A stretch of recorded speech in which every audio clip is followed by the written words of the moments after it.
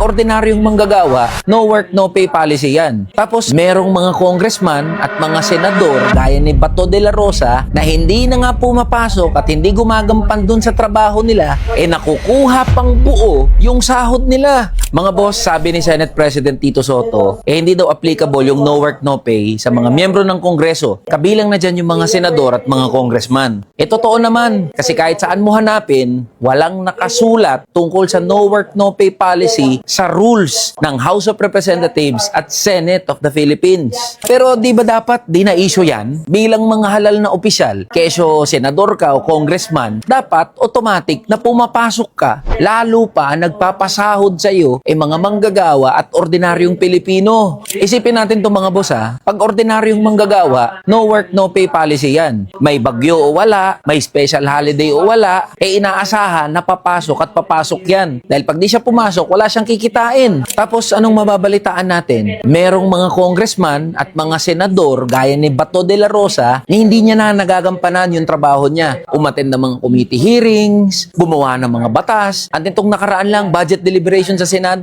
hindi nga siya nagpakita. Tapos buong-buo niyang makukuha yung sahod niya at mga benepisyo ng opisina niya. Tapos, ano ba naman yung maririnig namin na dahilan mo kung bakit hindi ka nagpapakita? Na meron kang kaso na inaharap at maaari na servan ka ng warrant of arrest? Ang manggagawa, ordinaryong manggagawa, kahit may problema yan o wala, may sakit yan o wala, may humahabol, may humahunting dyan o wala, papasok at papasok yan para makuha niya ng buo yung sahod niya. Akala ko ba, Senator Bato, matapang ka, taharapin mo yan. Akala ko ba bring it on at hindi ka natatakot sa kung ano man yung kaso na isasampa o maaaring warrant of arrest na laban sa'yo. Hindi ba unethical na yung mga kagaya mong senador? Pati na rin yung mga congressman na hindi nagpapakita, hindi pumapasok, kumukuha pa rin ng sahod kahit walang ginagampanan na trabaho. Paalala ko lang sa inyo SG31 kayo. 300,000 kada buwan ang tinatanggap ninyo, pumasok kayo o hindi. Kung ano ang pamantayan na ginagamit sa mga ordinaryong manggagawa, ganun din dapat ang gamitin sa atin ng mga halal na opisyal. Kung no work, no pay ang isang ordinaryong manggagawa, ganun din dapat tayo. Kung sila ay nalilate at nababawasan ng trabaho dahil late nga sila at kadalasan nag-overtime pero walang overtime pay, yung iba pumapasok pa ng Sabado, Linggo at doon sa mga rest day nila, dapat ganun din ang asahan sa atin ng mga halal na opisyal.